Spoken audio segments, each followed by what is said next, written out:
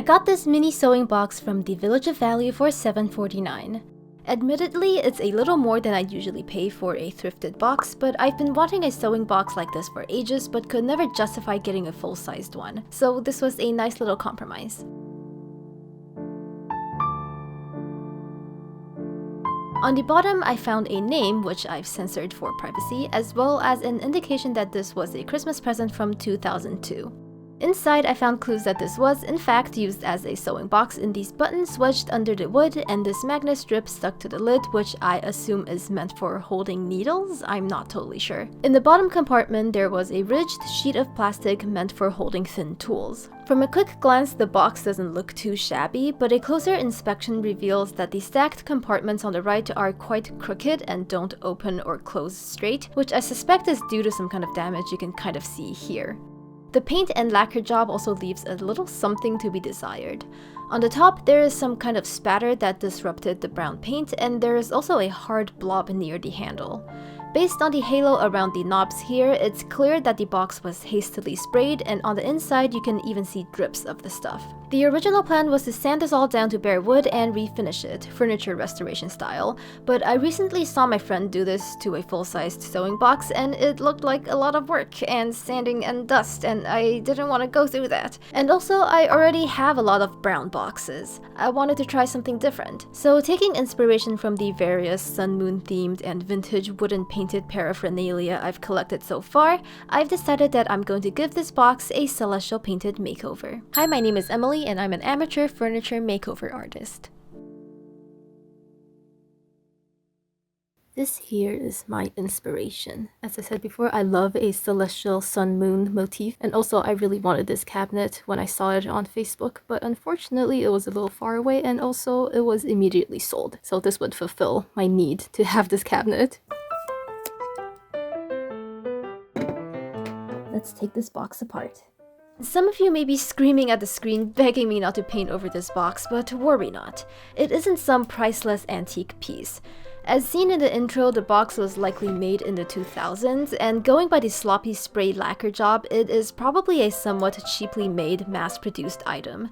So while it is vintage, because apparently anything made over 20 years ago is, so that includes me and probably also you, it isn't a precious antique that must be preserved at all costs. I don't think painting over it is erasing history or depreciating its value or anything. I mean, maybe it is, but not by much. This is the corner with the damage. Let's see what kind of damage we're working with. Look how many extra holes it has for some reason.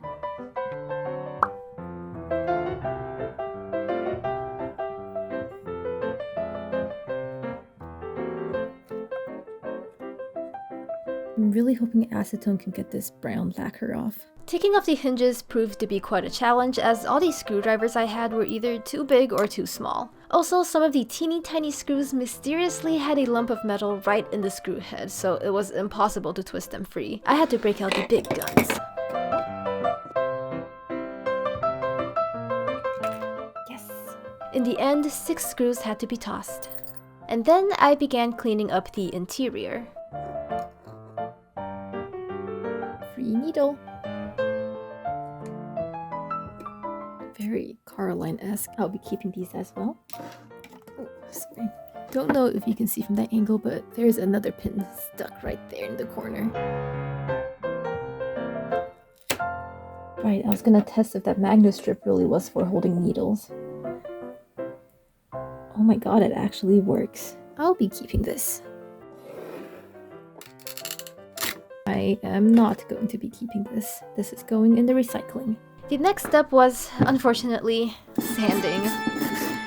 Listen, as much as I would have liked to skip this step entirely, I knew the acrylic paint would not bond well to the glossy lacquered surface. And there were a lot of spikies and imperfections, so it was imperative to do a scuff job. But even though I don't particularly like sanding, I actually found myself to be in a bit of a groove. A little too much of a groove, perhaps. The dangerous thing was, it wasn't actually that hard to sand down to bare wood. I mean, it wasn't easy, but it wasn't hard. This was supposed to be a light scuff job, a fact that I was happy about. But what if I just kept sanding? But I caught myself before I went too far because at this point I was only on my second piece and I was 99% sure I would feel differently after I tackled these 6 other pieces. You guys probably don't know this, but I'm currently unemployed. Insert recession joke. So it's strange to think that this is technically my job now.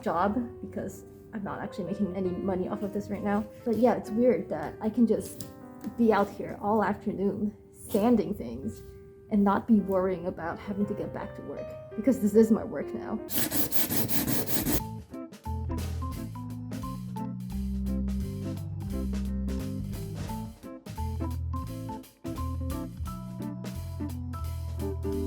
I took this picture so I can whip up a mock-up in Photoshop, and I kind of really like the contrast between the bare wood and the colored wood, so I'm thinking maybe I should keep it like that.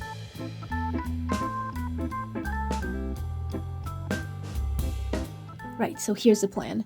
Painted, and then the bottom will be wood that is finished with my special walnut wood stain and some polyurethane. And that will enable me to fulfill my dream of both repainting this little box and also feeling like I'm a furniture restorer. But that does mean that tomorrow we'll need to do more sanding on the sides and the back. Have you ever seen pink sawdust? I'm gonna be honest, it looks mildly edible. Anyway, I finally got most of this box sanded down to the wood. It's got a nice wood grain, that's for sure. But look how many imperfections there are.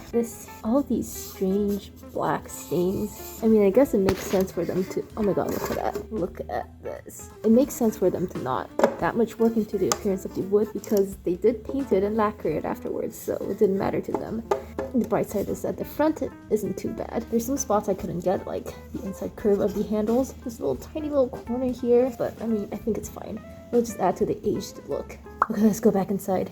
So I gave everything a good wipe. Everything is nice and dry now, and most importantly, sawdust free. And I'm going to test paint one of the drawers just to make sure that I like the wood grain and paint combo look.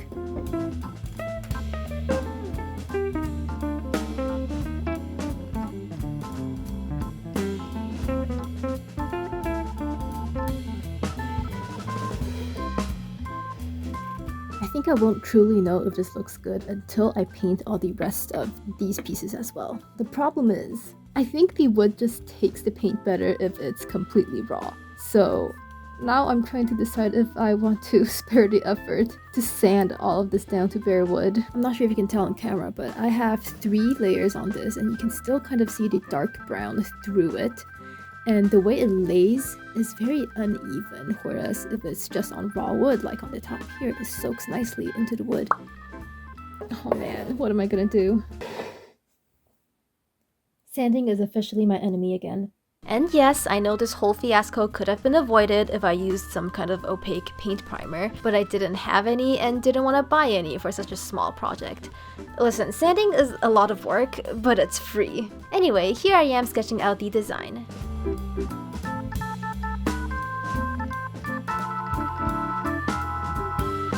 And then I just started painting. Over the past few years, I've grown a deep appreciation for antique, or at least antique-looking stuff, mostly in terms of knickknacks and furniture. They're just so beautiful, especially in today's landscape of minimalism and IKEA core stuff. I mean, I love my IKEA calyx, but in general, I much prefer furniture that look like they belong in a stereotypical haunted house.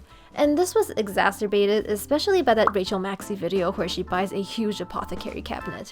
God, I wish that were me. But it was not, and still is not, feasible for me to collect antique furniture, even if they were completely free, on account of there being no space in my room. The only exceptions were this handmade CD tower, which was small enough to fit on my desk, and this little roll-top desk, which I got for my birthday last year, which I could only justify having because I had just recently replaced my massive L desk with a standing desk, and the corner of my room got freed up. And just because I've never shown this off in any of my videos yet, check out this sword I got from a vintage market last year.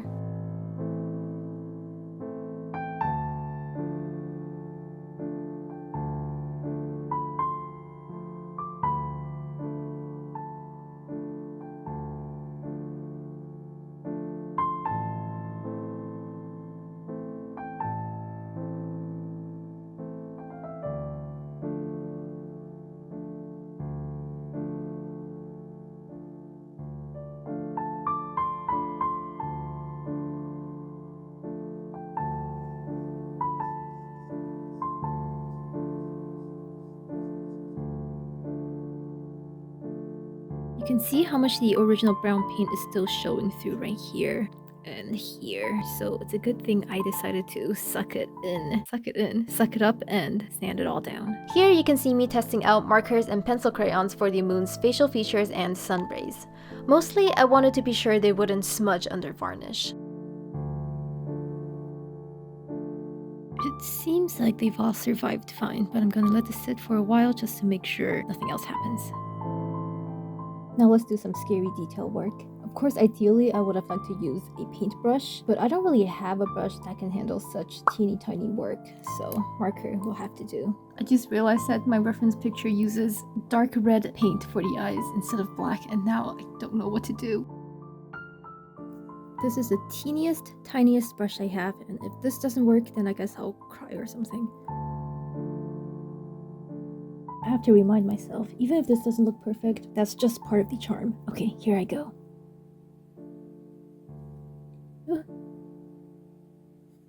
Ooh.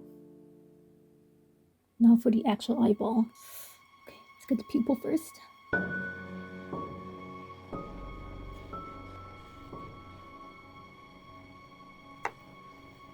And now the iris.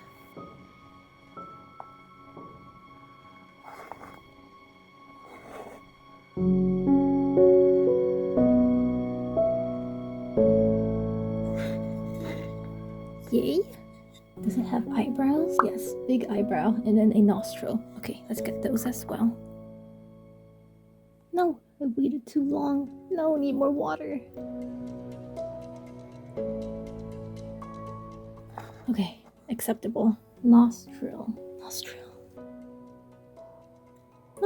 Dare I reinforce it? Ooh. Okay, I think that's pretty good. Could it be that the second one turned out even better? Now for the sun rays. I was going to use the pencil crayon, but now that I have the mini brush, maybe I'll just use that as well.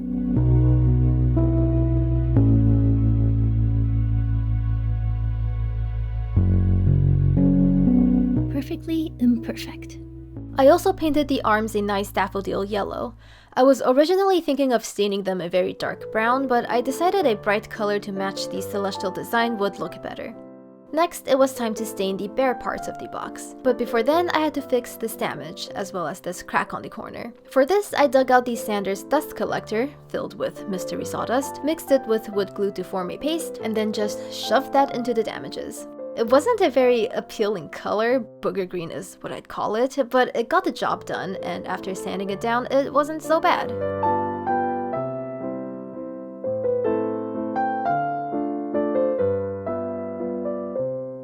I do believe this is a nice color combo. Now let's get polying.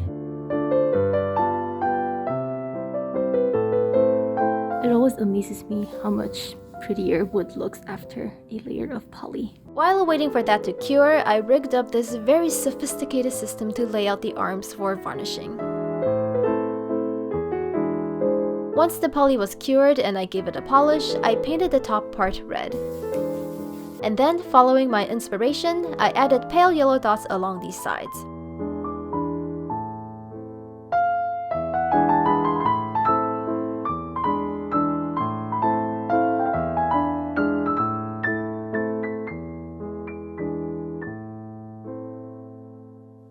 And then it was glossing time.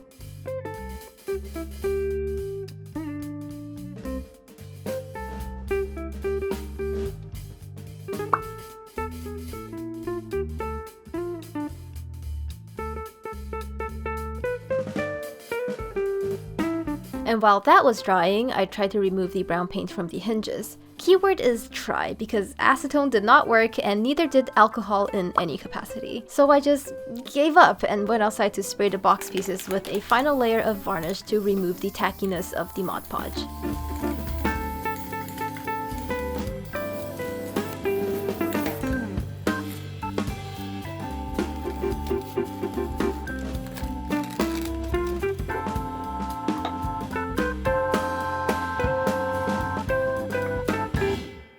Now I'm going to really quickly put the hardware on. There's just one final thing to do. We need to drill a new hole for the previously crooked arm. And with that, the box is ready for its final reveal.